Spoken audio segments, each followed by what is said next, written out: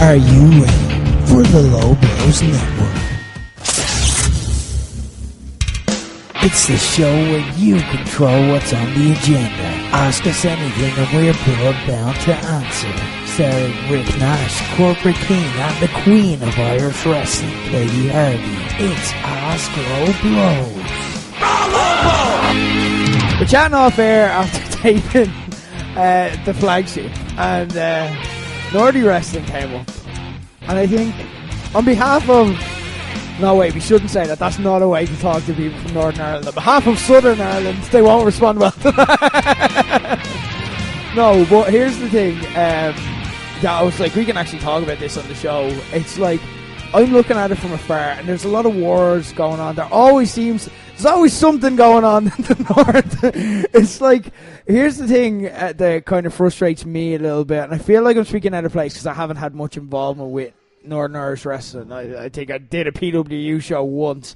But from my standpoint, it looks like they have a really good potential scene there. There's a lot of great wrestlers there, and there's a lot of shared knowledge. This is how wrestling down here has blown up. And they have a really good fan base as well who are really hungry. And the thing I get from Northern Ireland fans is that they want what we have down here, and they want that, and they're willing to kind of support it, and they're willing to kind of get behind anything that goes along with it that kind of gives them that. They'll support like all the promotions if they have to, but the problem is, it's like, as has been so often the case in Northern Ireland's history, they have to have a division. And it's just a shame because, like, I don't know, like, if I could say something to Northern Ireland, it's like, I have been a part of wrestling when there was a massive division, Irish Whip and NWA Ireland, and every single one of us looks back at that now and go, that was stupid, and it hurt all of us. All of us were hurt by us arguing and having petty grudges, which we forget what it was about now. We don't remember. I remember all of them. But like we laugh about it now, and like, yeah, literally, like, I'm Irish Whip and Katie's NWA, like, and it's like, we're on the same show now. But I work for Fight Factory, which is kind of an offshoot of NWA Ireland now. I'm the fucking GM, you know what I mean? All right, Rick Rude, come down. We're all like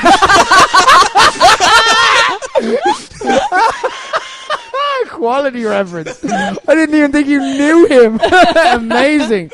But now we're all at a stage where the reason it's got this far is because everyone decided to work together and share that knowledge and pool that, and then you can create something special. But if everyone's robbing pennies out of each other's pockets, there's nothing. But I don't know. I don't feel fully qualified because I don't know enough, but I'm just hearing what's going on and seeing the arguments that these promotions are having in public on social media where nobody looks good. And I like so many people from the Northern Irish scene that I'd like it to be successful. That's just my personal thoughts anyway. Yeah, I have a lot of affinity for the North. Like, I wrestled for PWU a lot. I wrestled for Uprising when it was around. I've wrestled for Wrestling.ie. I kind of like wrestled for most of the Northern promotions. And like, I know a lot of really good people up there that I want to see do well. Yeah. And I just think they all need to watch Game of Thrones. Because, like, think about how successful it was when, like, the Wildlings and the Giants and, like, everyone joined together, and, like, Castle Black and the, like, hole in the wall, and they all came down south and they all worked together and it all came really well. Like, and yeah, everyone did really well for themselves. And then, like, they just went back up north. Like, I feel like that's kind of what they're doing. Like, they make some inroads down south, and like some people start doing well, and then like something petty happens, and then they all like fucking a Night King comes along and like kills some children and nails them to the wall, and then they all go back up north again. Yeah. And it's not great. So I think what they should do is make Tucker their Jon Snow, and he can just kind of like, yes, perfect Jon Snow, ferry people through the wall, this imaginary wall. I'm not saying we have to put a real wall up in Northern Ireland. Lord knows there's been enough of that. And then he can just kind of ferry people between. But like, what I really want people to get from this really roundabout analogy is that like they need a Mance Raider as well. Jesus, this does not have the legs I thought it did. You've lost me. You've well lost me at this stage of life. Basically, what I'm trying to say is everyone beyond the wall. I mean, up the north. Like, everyone Is this about Game of Thrones or Nordy wrestling now? No. Which one's Sam? Everyone. JDP is so. He's really sound. He's really just chilled and laid back. Like. And then sometimes says things that gets people like all up and out. No. What character is Ben Given? Ben Given could be Sam because he's got all the information. Oh, that's really good. Like that's really good. Yeah, I like how like we have one episode where no one's asked us blah as Irish wrestlers. We're doing it anyway. We've given ourselves Game of Thrones characters as Northern Irish wrestlers. But like my actual like not well made point here is that like remember when all the northern people in Game of Thrones banded together and they did great things because they came down and defeated the Night King. That's what Northern Irish wrestling needs to do. They need to get their giants and their wildlings and their children no, they're not beyond the wall. They are beyond the wall.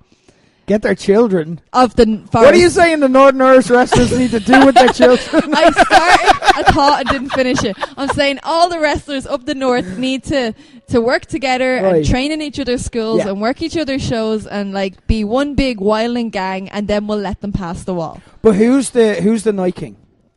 Tommy McNulty. There we go. Tommy McNulty. Yes. If you all band together and kill Tommy McNulty. Oh no!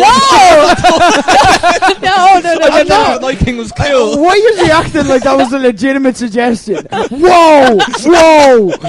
No, for the record, we're not saying. Like, I think they know. We love you, Tommy. I've heard some weird low blows ideas. I'm just saying, you never know sometimes what's real and what's not. Like, there is a core to my point that that Northern Irish wrestlers need to work together more and stop with the like, oh, this is my house kind of bullshit. Right. Maybe down south would have been a better Game of Thrones analogy. I don't know. All right, the analogy's I think you not got working. stuck on the north. I got You're stuck like, on what the happened north. in the north in Game of Thrones? Yeah, I did.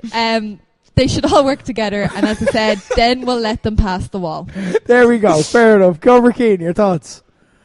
Yeah, like the Northern Irish wrestling scene, for me, like, it's pretty good. You know, like, their wrestling is king.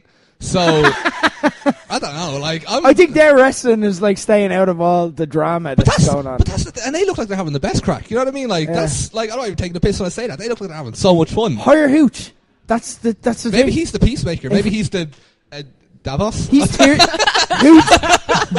is Tyrion. Hooch is the guy who comes up and he's like tells them, "This is what you do. This is how you run your kingdom." I thought that, Who's like, Bran?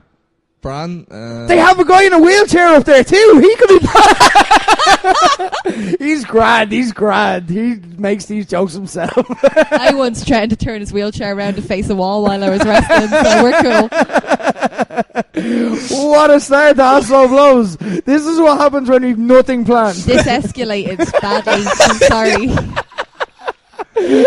Guys, he's fine with those jokes, by the way. Before anyone is going in and there's like, it's ableist, he's like the first to make these jokes. It's fine. Does that make OTT Stannis and his crowd just coming up north for a bit of a look around? They just literally come in and cascade everything. We're going to take all your tickets. Oh, I'm never going to be allowed back up there. Guys, this is the show where you control what's on the agenda. Ask us literally anything and we will answer. And even if you don't ask us, we'll give ourselves like something as Irish wrestling questions ourselves. Joe Stodge got on and asked us, what's the best obscure fact you know about Ireland? Mine is there's a colony of wallabies living on Lamb Bay Island off the coast of Dublin. The zoo put them there after a population explosion in the 80s. Can I just say thank you to Joe Stodge for giving me that fact, because that is heartwarming. Yeah, it's really I nice. love that. That's amazing. I don't know where Lambay Island is, but it's off the coast of Dublin. Dublin is, I don't know. I don't really know Dublin outside of Cabra, so I don't know where that island is. Yeah, that's lovely. Is that your most obscure fact? It is now. Can't top it. Yeah, there you go. Most obscure fact about Ireland. They call it Cavan because a load of calves came in the van and they ate the Queen's leg and she ran out of there, and that whole area with one leg. No, like her leg remained like attached, but like it was she limped more than ran. Yeah, she didn't sprint. She's not sprinting on one leg. No, she like she's an elderly woman. Like. Well, she wasn't elderly at the time. That's the thing. Yeah, she, Right. I don't know if she, like, or maybe she was. I don't know. The point is, it's called Cavan because of that. Right. Can I tell you what I thought was a true fact for years? Go on. And may have told other people this is truth. So when I started going out with Phil, he thought I was quite gullible. So he would tell me things about the city centre that I just took as truth because I didn't know he was a lying bastard. So we were driving through Ballymun one day, and he was like, you know, they've gotten rid of a lot of tower blocks. And I was like, oh, Jesus, they have, yeah. Like, oh, like, you know, obviously there's reasons. And he goes, yeah. They actually took them down brick by brick and shipped them to Romania to build flats over there for the poor children. And I went, oh my God, did they? And he's like, yeah, literally, they just took them down brick by brick, put them on pallets and shipped them over and rebuilt them there. So, like, see that last tower block there? There's actually 4 of them in Romania right now that look exactly the same. And I was like, that is such a good idea. That's amazing. Like, No, like it's rather than just demolish it and like and they've helped the poor kids. I was like, that's fantastic. So a couple of months later, I'm driving through Ballymun with my man, Dan, Phil, and I was like, Dad, you want to know a fact about those tower blocks? Oh no. And I recounted that story as my own fact. Very proud of myself. And my dad listened politely and then broke his whole laughing. And everyone broke their whole laughing. And then they told me that wasn't true. Oh man, I feel bad. The tower blocks hadn't been rebuilt in Romania for the poor kids. They'd just been demolished because of drugs. I asked you of a fact though. Another fact. You know the building that's the river bar. You know where the Heineken on it. Yeah. That's actually Liberty Hall. Yeah. The more you know. What? Yeah, that's actually Liberty Hall. The real Liberty Hall isn't actually. It's a fake Liberty Hall. The more you know. Am I going to recount this now as an actual fact? I'm not telling you to. I mean, it's your own choice, but that's. I can tell you the fact, and you can, you know. I love interesting facts. I just like it more when they're true. There you go, guys. We're going to have to do a fact special of Oslo Blows. That's 1889. It'll literally just be me reading out tweets and you guys going, oh. That's a good on us. Whose death in The Wire was the most upsetting and why was it Bodie's? I'm binging The Wire. It kind of filled the Game of Thrones hole. Bodie's was sad. Wallace as well. Oh, that was heartbreaking because it was his mates. Oh. Anyway. Yeah, they were bad. Yeah, I don't want to give too much away because in case people want to binge it, because it's a really good show to binge after Game of Thrones. Have you ever seen The Wire? No. It's worth, like, give it one season, like Game of Thrones, where it's like, it's like, it just didn't get big at the same time as Game of Thrones, but it really set. D'Angelo was good as well because that was before Ned Stark died. It's like D'Angelo's probably the main character, and you're like, all right, that's grand. And then they just kill him off like really early into one of the seasons. You're like, what the fuck? How do you do a show without him? And again, like a HBO show, they rebuilt. The Wire was on a list of shows I was going to see. Like it was one of the only shows I was going to see. But now I'm not because of that question, and I'm going to remember that. It's like when somebody told me a story long before. Have you both watched Sons of Anarchy? Yeah. Yeah. And you're both fully caught up with it? Yeah. Someone once told me a story. It's actually it's a good life lesson, right? But the whole idea was he told me and then assumed that I'd forget the name by the time I actually went around to watching it, but I didn't, and it was always in the back of my mind watching. He looked up, he really wanted to know the name of Sons of Anarchy, he really wanted the Sons of Anarchy theme song, so he went onto YouTube and was like, Sons of Anarchy theme song, and he goes, Sons of Anarchy T, and you know the list that comes down? Oh, no. And like, Sons of Anarchy T, Tara's death. Oh. Bollocks, sorry, spoilers for anyone who's, sorry. I think it's old enough that we can spoil it. The Wire's like over like a decade and a half. Keen, what were the names I said? Well, your man, Buddies, and then D'Angelo. I said one more. Oh no, I forget the other one. That's That'd good. be a surprise. There you go. And that's the saddest one. That's the one I said is the saddest. Oh, Wallace. Oh, you fucking... Man, this is what I mean. You see, if now, because I went back to it, I'm definitely you're remembering. too good. You're too good at this. No, I'm off bollocks. at it. Please, make me bad. Like, That's going to be the clip. don't do that. That's Keith saying, make me bad. Don't do that. Don't do that. Get those ECFC get on and ask, who's the best Teletubby and why?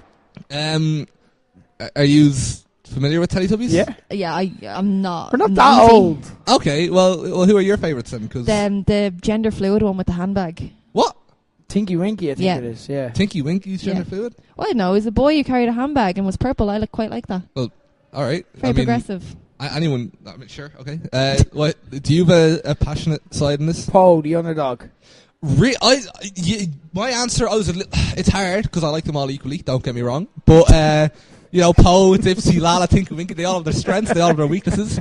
For me, I lean towards Poe because Poe is an absolute unit. You know what I mean? Like, strength, power. And I think if he was to ever get into a fight with the other ones, I think Tinky Winky has got the technique. You know, Lala is more of a high flyer. But I feel for me, overall, Poe is the best, most well-rounded Teletubby. Right. And I think he'd be most likely to win if they were to have a fatal four-way. And the technician. Yeah. He's got all the skills kind of like nailed down. Are they in a fight? Well, no, but like I'm saying if they were. That's how keen judges think. Tinky Winky's got a knife in his handbag. Oh. Yeah, but you should get have to resort to, yeah, exactly. You should have to resort to weapons to get the win. Get disqualified, like, if the ref was down. The ref is the baby. How would the baby be down? They have to, like, go up to the sun. Or, no, the sun Hoover goes can down. be the ref. The Hoover. Yeah, that sun's a bit of a weirdo. It is. It's a creepy Imagine show. waking up every morning and it's a human sun just like, hi, Rick. How you getting on? No, not even. Just a baby, like... I'd never wake up again. Like, this is not the world I want to be in. It's got dark. So dark so fast. First Slam Down got on and asked, what was better, Mighty Morphin Power Rangers or Teenage Mutant Ninja Turtles? First question, do you know either of these shows? Yeah. Okay, cool. I was very briefly into the Power Rangers. Quite like, I loved them when I was like 5, but it was you would very have caught later day Power Rangers. Probably. It was very, very like brief. Wild Force and Zeo and... Yeah. Name some other ones, because I actually might remember the name of them. Good, can you? Well, the only generation I watched was Mighty Morphin Power Rangers. Yeah, the first one. I watched them when they were like new episodes. I would have been, I don't know, like literally it was about when I was 5 or 6 for about 30 seconds. I don't think I was ever into the Turtles, so I'm going to go with Power Rangers. Okay, right. So this is like our... Right, this was hard for me, right? But I think I'm going to go with the Mighty Morphin Power Rangers because the 95 film is one of my favourite films of all time, and I still watch it regularly with Phil's 12-year-old brother as an excuse to watch it because Ivan Ooze is the best heel on film. Okay. He's amazing. So this film, right, Ivan Ooze was this purple alien who made goo, right? And he gave it out for free to all the kids. And then what happened was the parents would pick the goo up and be like, oh, why does my child have goo? And then the goo would possess the parents' minds. And the goo was getting all the parents together to march to their death so he could take over the town. That was the plot of the film. Jesus. The Power Rangers. He attacked Zordon, so Zordon was dying. So the Power Rangers had no power to stop this. So they had to go to another alien planet where they had to unleash ancient Power Ranger powers, where they became like fucking pterodactyls and shit like that instead of like the normal Power Ranger powers. And then one of them, my favorite one, he became a frog, but like it was a cool frog. So it's like Lucha Underground, basically.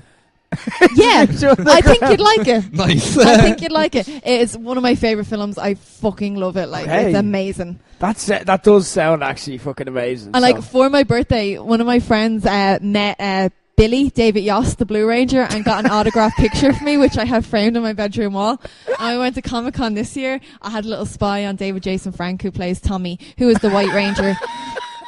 I really love Power Rangers. Listen all the actors' names.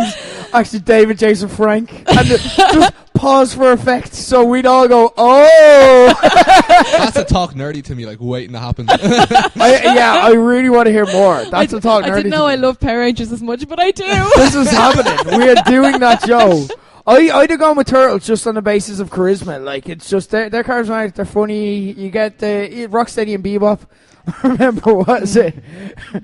No, I can't tell that story on the show. I do like the films they've made of that as well, especially the one from 1992 because Kevin Nash is in it. I was waiting for it. He's in it.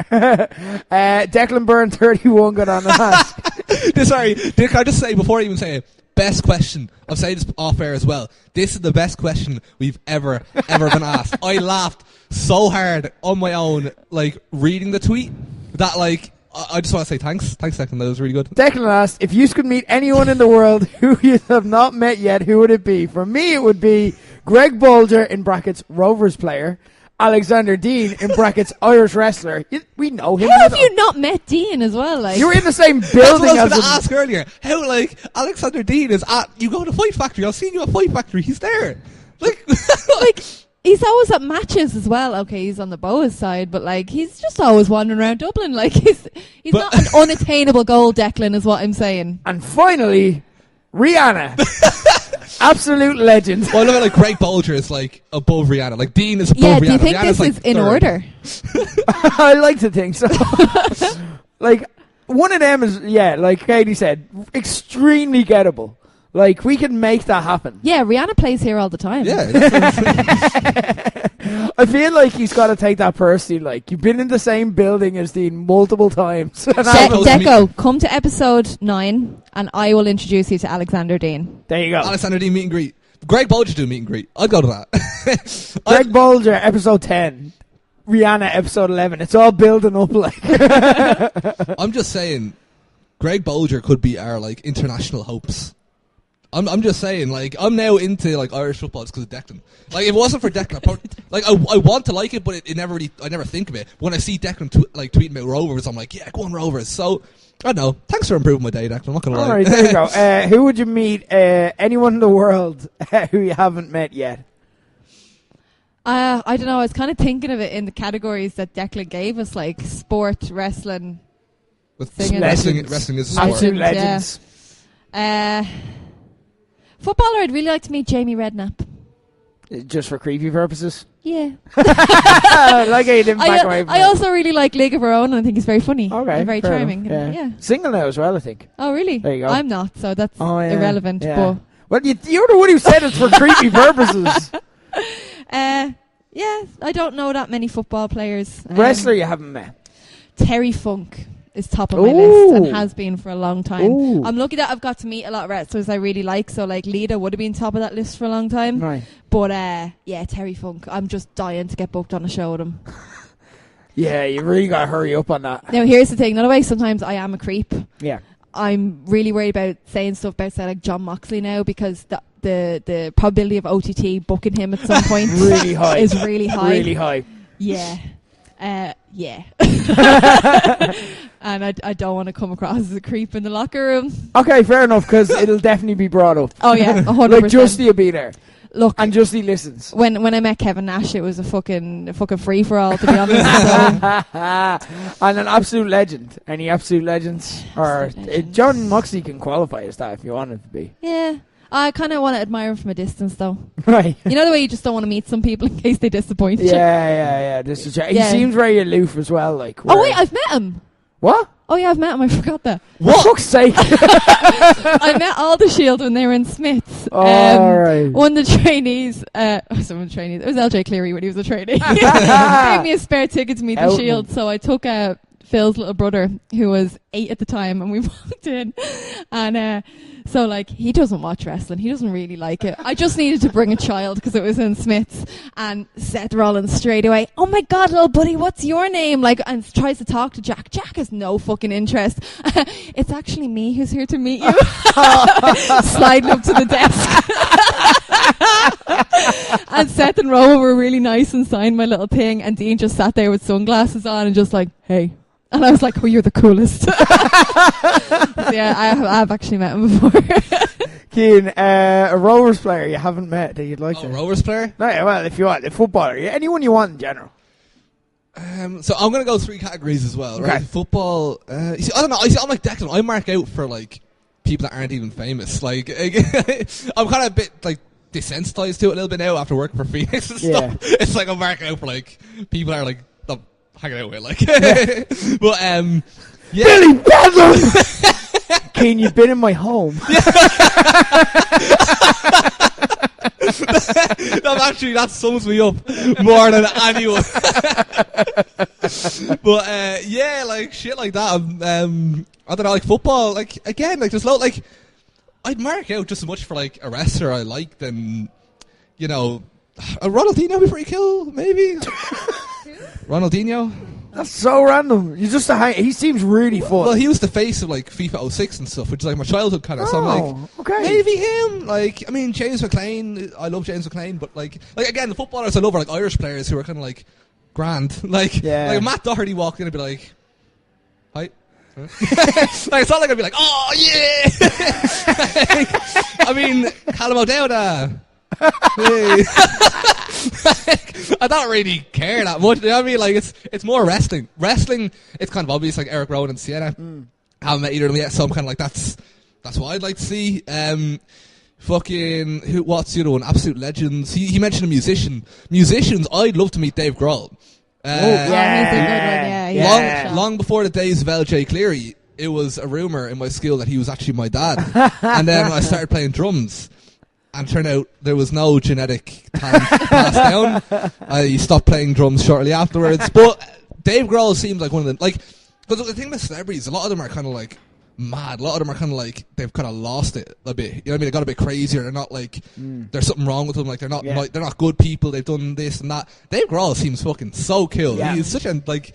I don't want to give him a hug. He just seems really cool. So him, yeah. For me, it'd be I'd love to have dinner with Conan O'Brien. Because he's supposed to be, like, he's one of my heroes, but he's also supposed to be the best person to have dinner with. Because everyone who meets him, like, he does a new podcast, Conan O'Brien Needs a Friend. And everyone he's been with always tells stories about him at dinner, like he puts on a show for you. Because he's like, he admits himself, he has this needy comedian kind of attitude where he's like, he needs everyone's approval at all times. So whenever he's around someone, it goes quiet, he starts doing bits, and he's supposed to be the best dinner guest ever. For creepy purposes... that wasn't a category. I just made it one. Yeah, you made it one. So I'm like, I can work with that. I don't want to meet any Rovers players. I probably have and haven't noticed. No offense, Declan. I met Greg Bolger today, and I told him to get out of the way. No, for creepy purposes, see, I'm trying to think of this more as like, rather than it being like, oh yeah, whoa, and someone I'd actually like to hang out with. I'm thinking of my list. Sid Wilder, Instagram model, but she also seems really cool. She I listen to her podcast as well, and she seems steady. Bill Simmons, I'd like to pick his brain and go to a match with, because a lot of what I do on Low Blows is based off what Bill Simmons did with Grantland and The Ringer and 30 for 30, etc. So yeah, I'd love to pick his brain, but also watch a sports match with him. Yeah, that's pretty much it. If it's dinner, I think actually my top choice would be Louis Theroux. Oh, that is a great show. Yes. He's really interesting and just seems really like fun and easy to talk to. Yeah, like if you ever hear him on podcasts, he just has the crack too. He's not like he's pure just one of the lads. I'd love to have Louis Theroux over to my mate's house, because we watch, like, whenever we're having hangover days, me and like a group of my mates, we watch Louis Theroux documentaries on Netflix.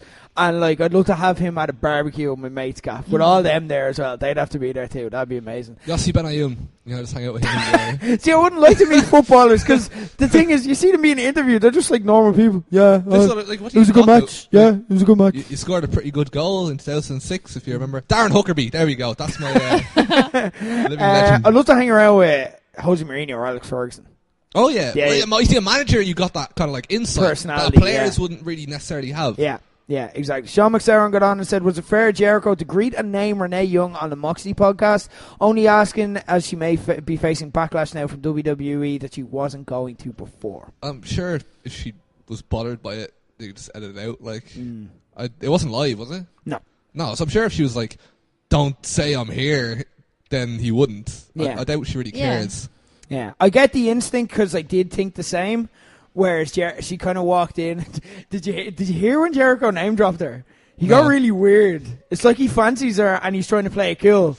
And like, he wasn't expecting her to walk in. He's like, oh, hey, Renee. He just got really weird the way you said it. Or was it he's doing it a real kind of like tongue-in-cheek, like, oh, hi, Renee. Like, no, he was really like, no, it was like, you know, when like the coolest girl in school walks in and like someone like tries to be like, oh, hey. It was really like that. Actually, Renee Young would be on my list of people to hang out with, to be fair.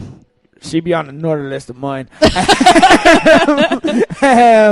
actually would. She'd be on the... She seems cool. She's the marry in every fuck, marry, kill. We've gone on record saying that in Low Blows. But, yeah, like, he could have... If she'd had a problem, they would have just said, cut that. And look, everything he's done since he's left, I don't think that's going to be the thing that tips it over. You know, like, they gave him a big public farewell. I think they realized that he would go other places, and they're like, they can't or just open themselves up by doing that. Did Renee say anything on the podcast?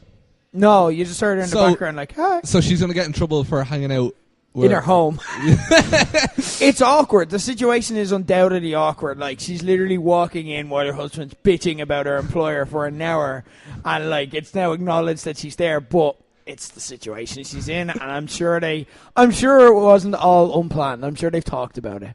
Or maybe tomorrow we'll read Renee Young and Dean Ambrose split up, so I don't know. Who knows? We don't know. Simpsons WWE said, what's the worst bit of life advice you've ever been given? Mine was to get on the property ladder. Oh my God. For this to go wrong is horrible. As the prices were always going to be going up. The month after I bought, the recession hit. Ouch. I'm so sorry, Joe. You have loads of Twitter followers, though, so, you know, who's the real winner? Yeah, exactly. Like, think about all the rich people now that exist. Like, all the people who have, like, houses who bought at the right time. Probably nerds with no followers. Yeah. So, I mean, like... 6 followers, that'd mate. be you, like. 6 followers. All right, long-term debt, whatever. 10,000 followers, or whatever it is. Ridiculous amount. Sorry, worst life advice you've ever got? That dives are a good idea for a shine. Oh. No one ever gave me that advice. Their advice was, Katie, don't do dives. You're too big and you don't need to do them.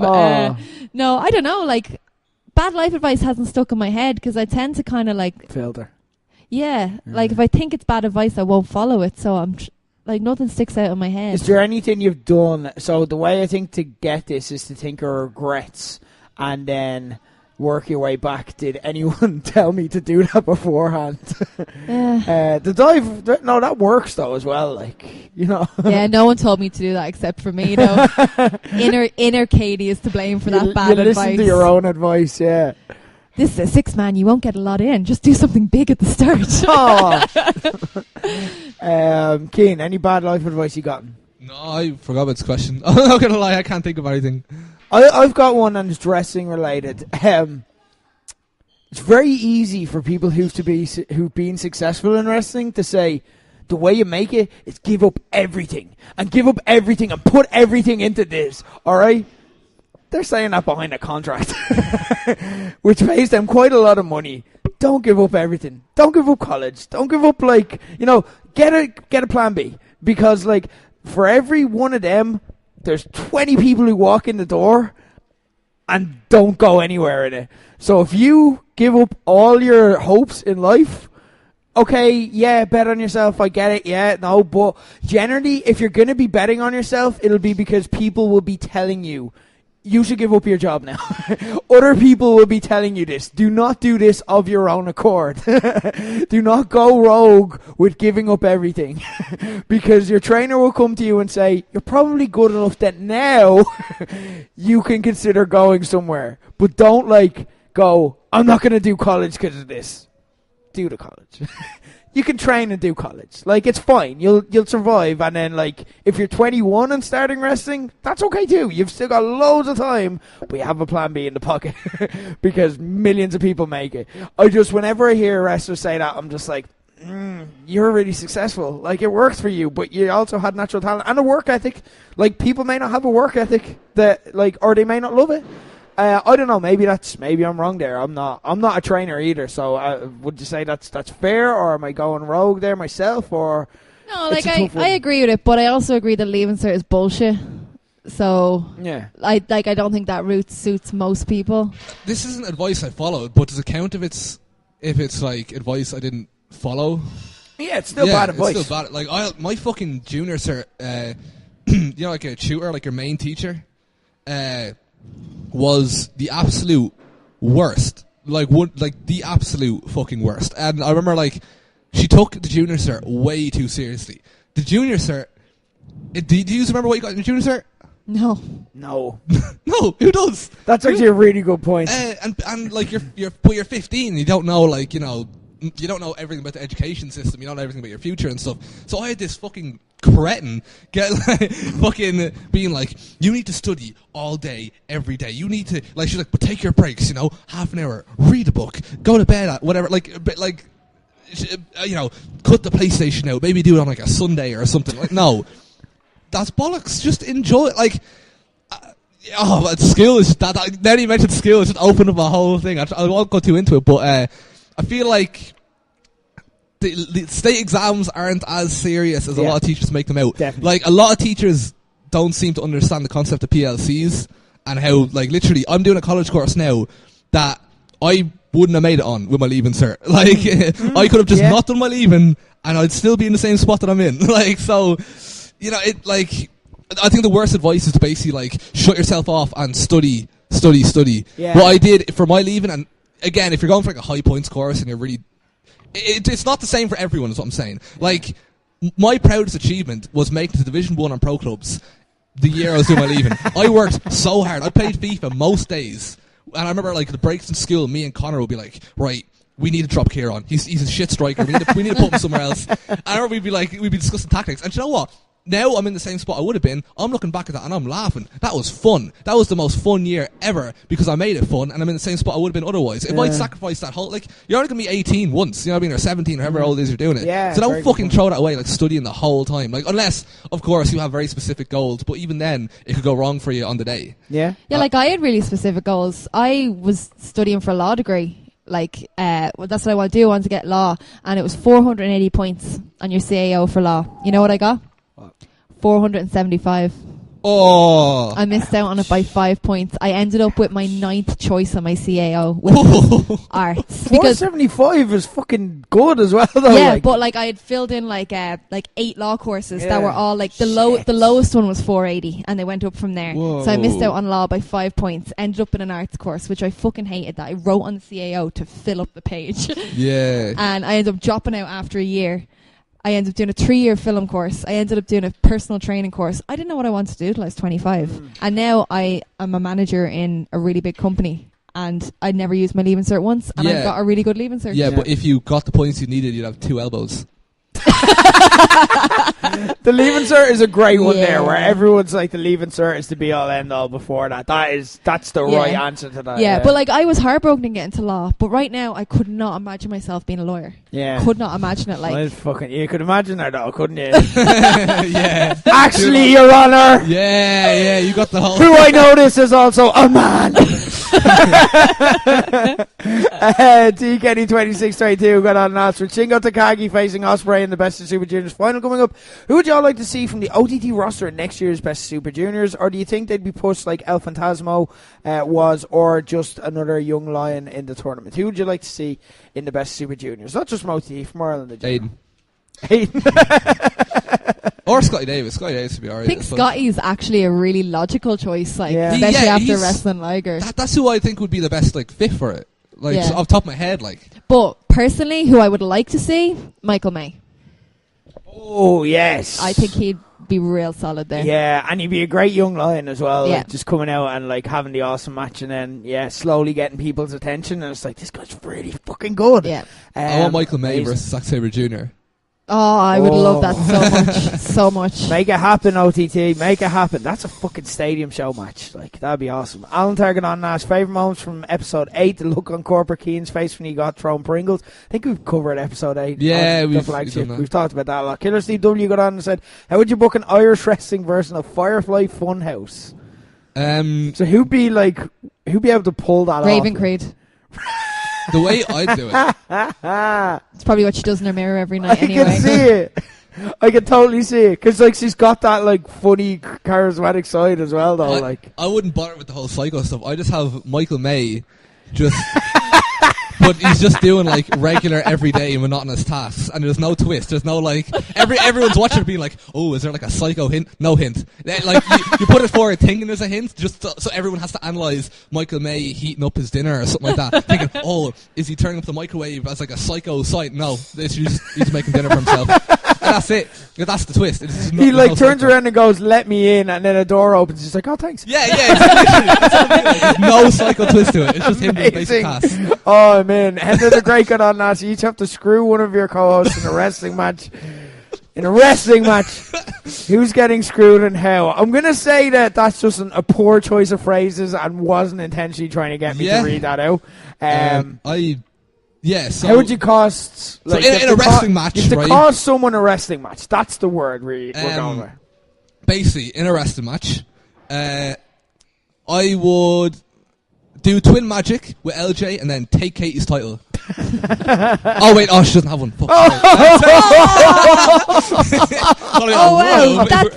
hurt a little bit and then it hurt a lot. So, well, I mean, if we were to go back like a couple of years, then I'd do that. I'd say it makes your answer easier, though. Look, Keane was always going to be the choice. It was never always going to be the choice. That's why I went in quickly. It was just like, how would I do it?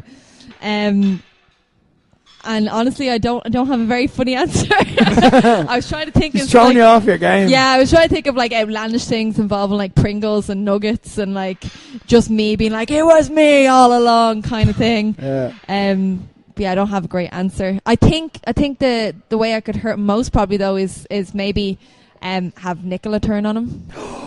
Nicola wouldn't even be on my side to begin with. There's not a single person I could face where Nicola would be on my side. That wouldn't work. That's what makes them like. Okay. That's their thing. Back to the drawing board.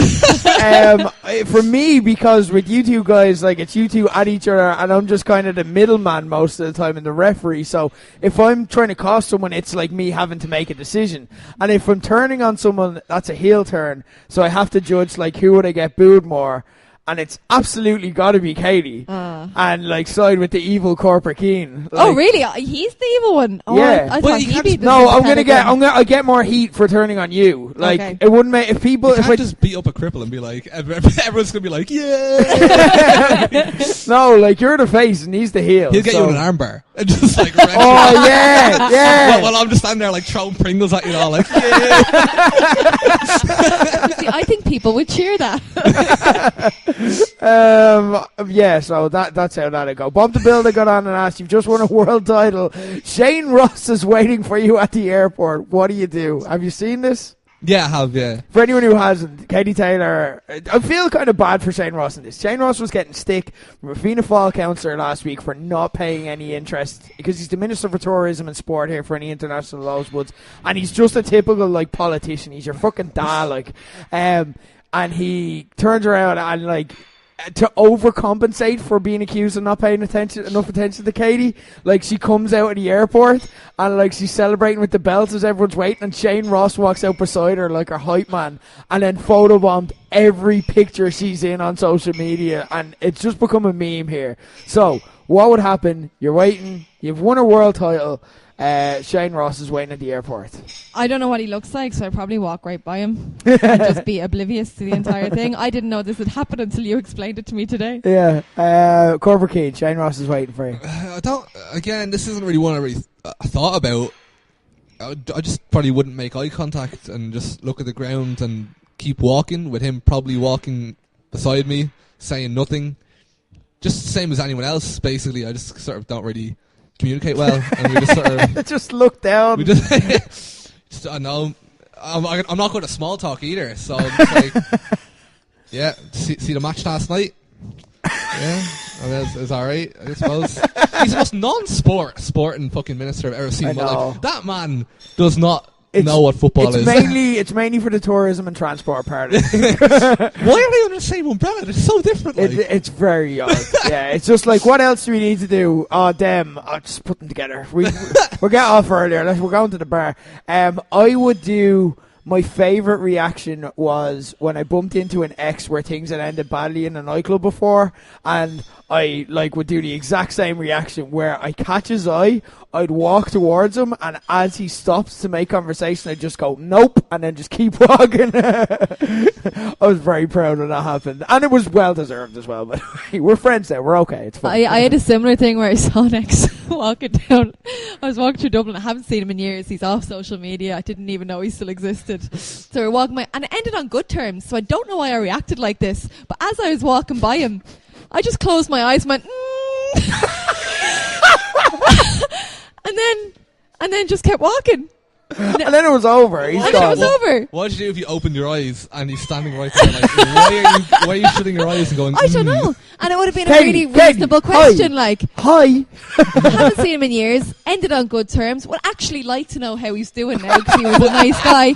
But I was just so startled that I hadn't seen him in 9 years, and then he was here in Dublin. In fairness, that's that's me with anyone that I haven't seen in over a year. I'm literally just I'm not ready for the as well. So if the podcast ended and we just didn't keep in touch, the WhatsApp just died, and then we hadn't seen each other, and then we've had all these every Wednesday for over a year we've hung out, and you just saw me walking down the street, you just be walks right past.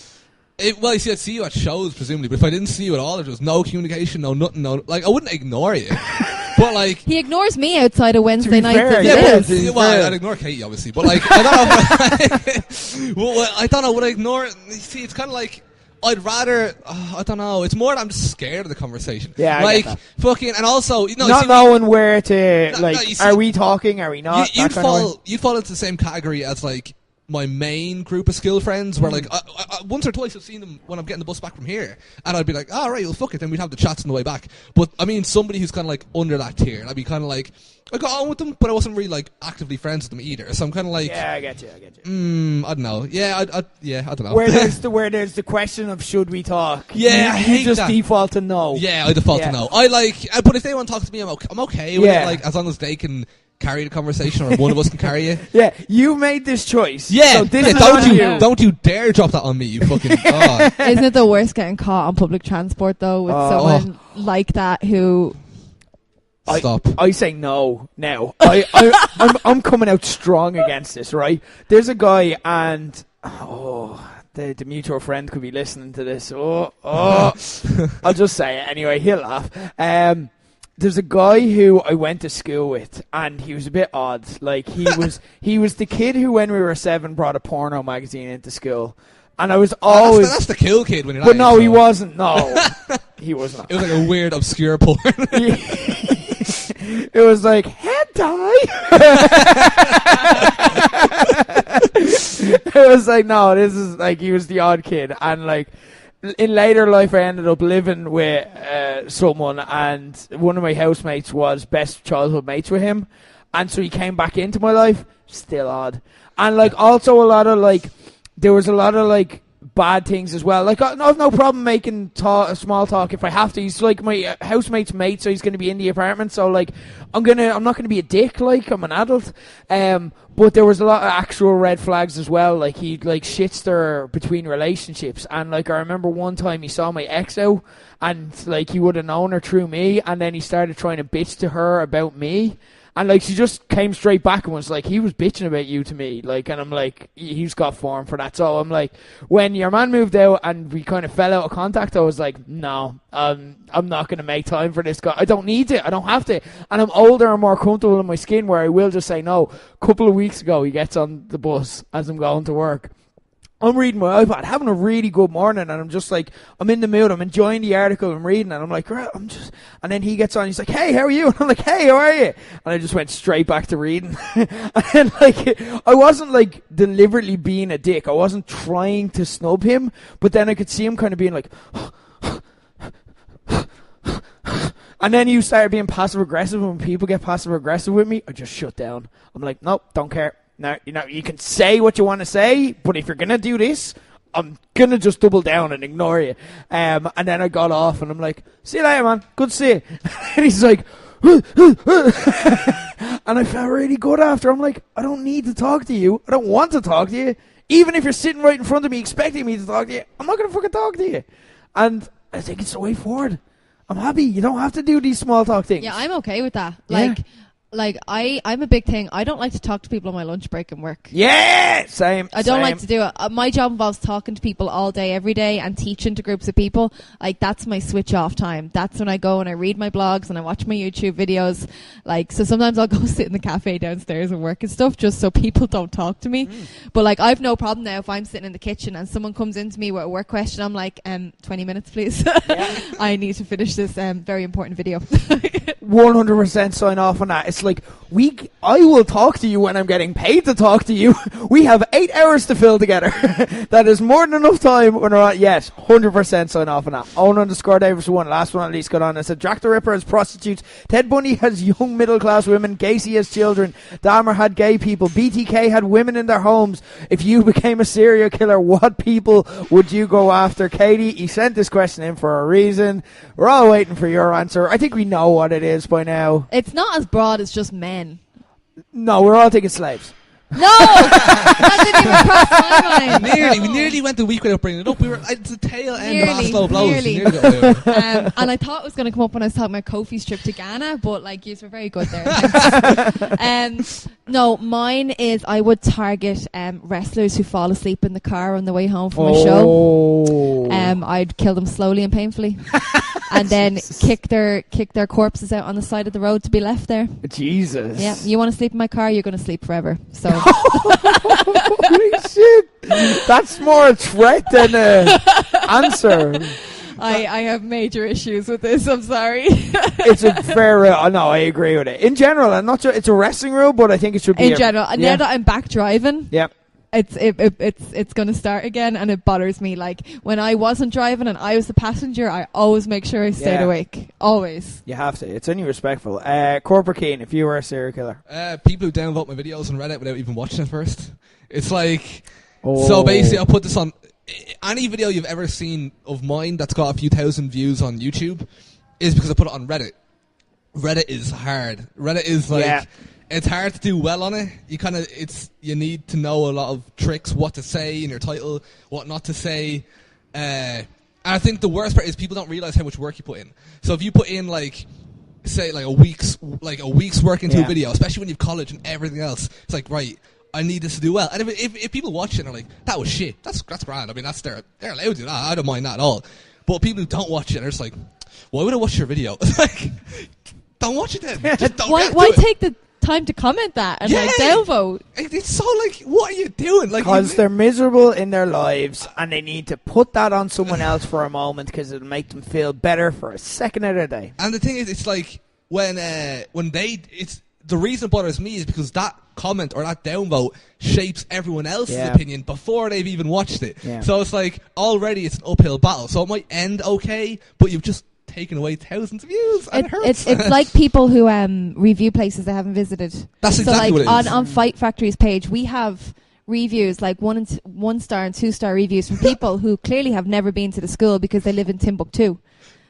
Or I just don't they just have never been. I know OTT had it for a while as well because they actually start saying you've never been here. I was gonna say, have you ever seen the OTT one where it's just it's the kid rated it 1 star and Joe's just like, you need to be 18 to come to the show, and the kid's like, I know. Yeah, I just don't get why you would waste your time with that. Yeah, I agree. For me, if I was a social media or not social media. Sorry, I'm getting totally tired. If I was a serial killer, it'd be trolls on social media. Is what I was thinking. That was one. People who, similar to what you're saying. If you spend your time trying to make people feel miserable or posting controversial things, I'm like, okay, you're expendable because you don't put any value in your own time or life. So yeah, fair enough. Now, not funny trolls. Don't get me wrong. There is some. There is a lot. This is. There's funny trolling where it's this is a joke. I don't mind that. When it's people who are I'm going to try take you down. I'm going to try make your day worse. A proper troll and a good troll is the one where it's either the joke is on yourself, you're saying something dumb and people are getting angry over it. It's hard to explain. It's a future hot take. I'll wait. Yeah, but it's the people who deliberately try and make the other people miserable because they're miserable. And also junkies, not addicts, junkies. Specifically, the people who I think there's a difference, and I make that distinction. And people go mad at me if they work in addiction, so they're they're all addicts. And it's yeah, I know, but some are junkies, and some are they rob old women, and they beat up people, and they bully people, and they intimidate people. Those junkies. Not the addicts who just had problems and had a tough life and fell on hard times. No, I respect people who can pull themselves back up, and I respect the fact that they fell on hard times. Junkies who are absolute scum. It's I'm doing people a favour here. Let's call a spade a spade. Dark note to end on. Yeah, let's go back to the Nordys. Who are not the answer to this question, by the way. Sorry, I realised that sounded... took yourself in a hole for no reason. Peace and love to all our Nordy friends, and thank you guys for listening and getting in your questions. Excellent questions this week. We'll be back next week. Hope to see you on Sunday for Dominion, but until then, for Corporate King, for Katie Harvey, I've been Rick Nash, and that's the bottom line. As Lobo said so.